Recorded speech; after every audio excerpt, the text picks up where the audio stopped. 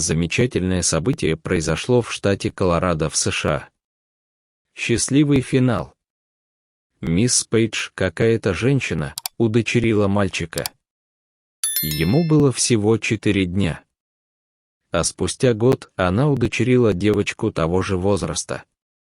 Прошло немного больше года, когда приемная мать узнала, что ее дети – биологические братья. Такова история Кэти Пейдж. В 30 лет она развелась с мужем и решила радикально изменить свою жизнь. Она нашла новую работу, купила еще один дом. Она начала ходить в церковь, а там ее служители попросили Кэти стать опекуном детей, которые были оставлены матерью и отцом. Сначала эти обязанности показались Кэти очень стрессовыми. Но вскоре она вовлеклась в этот процесс. И через 2 года она поняла, что хочет удочерить ребенка. Ей предложили мальчика, которому было всего 4 дня. Его мать оставила его в больнице. Врачи сказали Пейдж, что его мать имела проблемы с наркотиками во время беременности. Но, к счастью, это не повлияло на здоровье младенца. Так она обеспечила ему опеку и назвала его Грейсоном.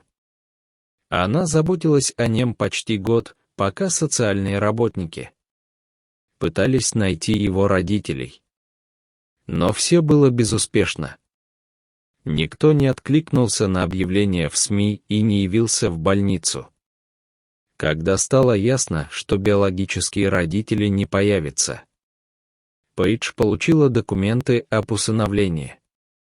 Так что Грейсон стал ее сыном. Теперь официально. Но это еще не конец. Через 2 недели Пейджу позвонили и попросили удочерить девочку, которая родилась 4 дня назад. Мама не забрала ее в той же больнице. «Я не знаю, как это произошло», — призналась Кэти, но через 10 минут перезвонил и сказал, видимо, это безрассудство. Однако сам Бог велит мне дать согласие. И ребенка доставили к ней домой. На браслете, прикрепленном к руке девочки, такое же имя, как у отца. Грейсон. Пейдж запросила документы из больницы и была удивлена.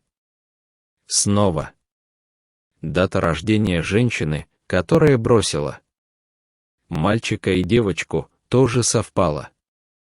Мои усыновленные дети — родственники. Удивилась Кейт. Женщина нашла адрес биологической матери Ханны, как назвала Кэти ребенка. Они встретились. Она сказала, что ничего не знает о своем сыне, который родился у нее год назад. И она снова ждет ребенка. Об этом рассказала приемная мать своему опекуну. Он провел проверку и сказал, что Ханна и Грейсон родственники. «Это чудо!» — воскликнула Пейдж, плача от радости. Она усыновила Ханну. Однако это не конец истории. Прошло 13 месяцев, и мать Ханны и Грейсона родила мальчика.